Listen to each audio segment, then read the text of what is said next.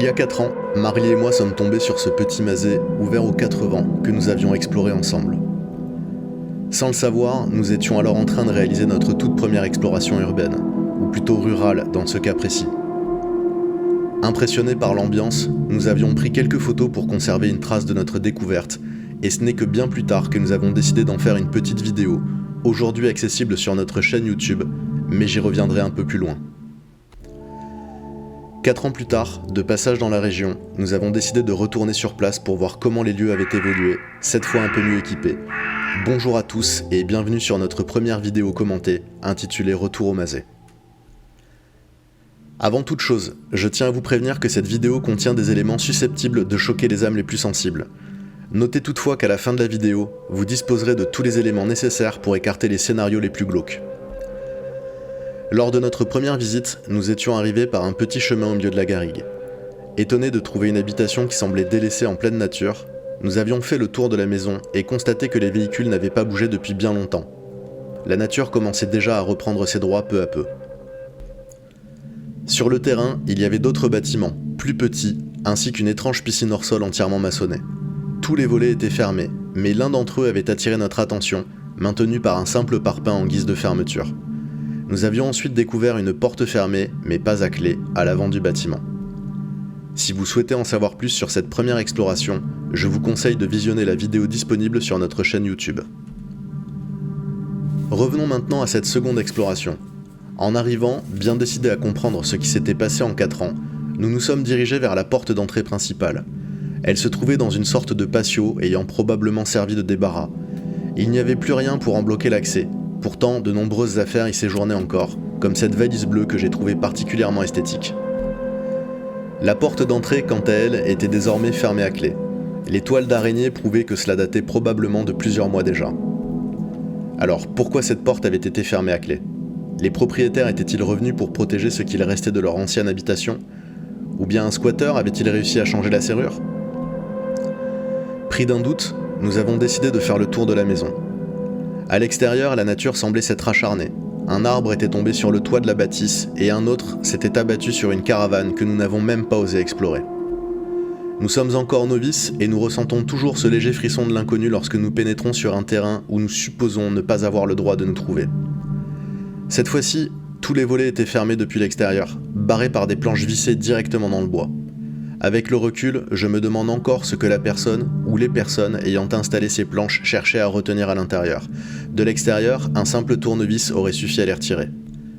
Nous avons quand même poursuivi notre inspection, et avons eu la surprise de trouver un volet d'une fenêtre un peu haute, simplement poussé.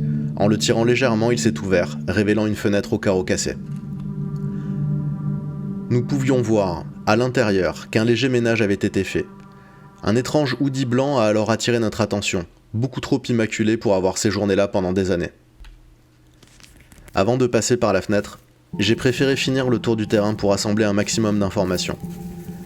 Derrière un petit bâtiment technique doté de 2 entrées, dont l'une était toujours fermée, je suis tombé sur 2 cages étranges qui m'ont glacé le sang.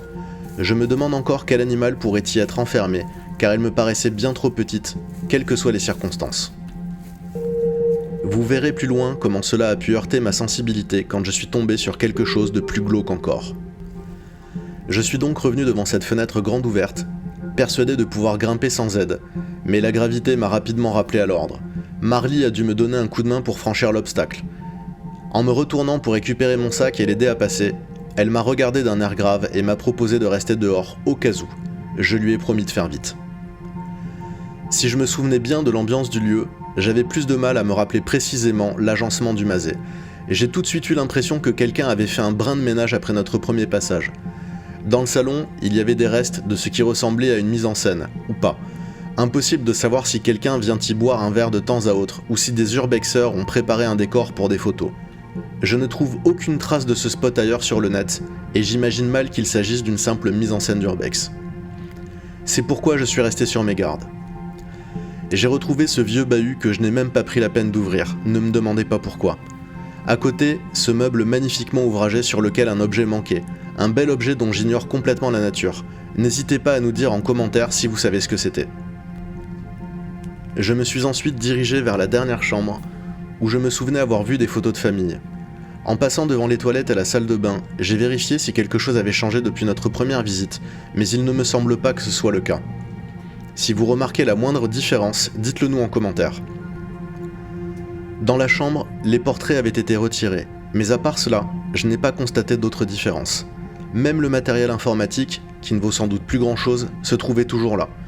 Il y aurait peut-être un intérêt à fouiller les disques durs pour en apprendre davantage sur la famille qui vivait ici, mais cela contredirait nos principes, alors nous nous sommes abstenus. Je suis retourné dans le petit salon, où se trouve toujours une très vieille machine à coudre et ce qui ressemble à une caisse enregistreuse d'un autre siècle. J'ai découvert un mégot suspect qui renforçait l'idée que quelqu'un pouvait rôder dans les environs.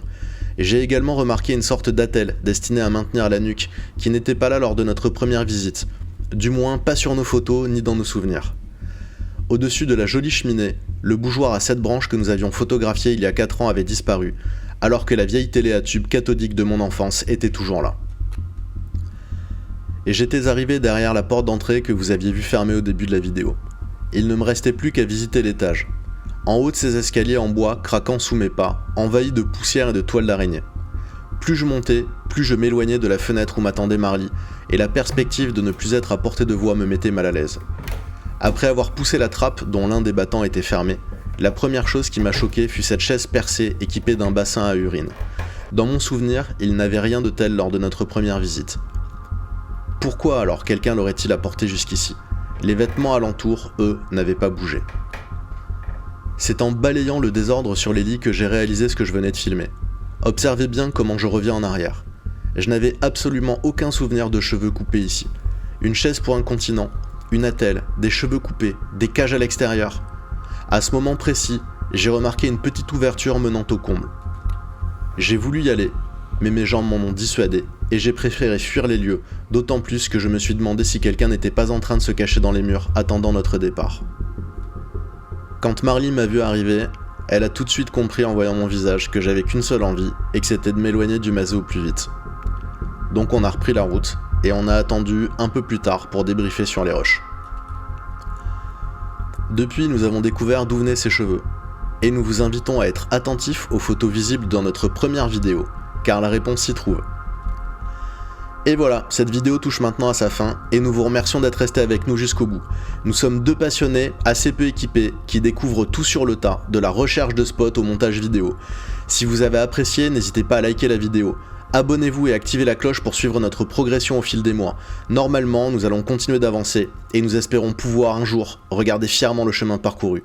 Belle journée à tous et à bientôt pour de nouvelles aventures.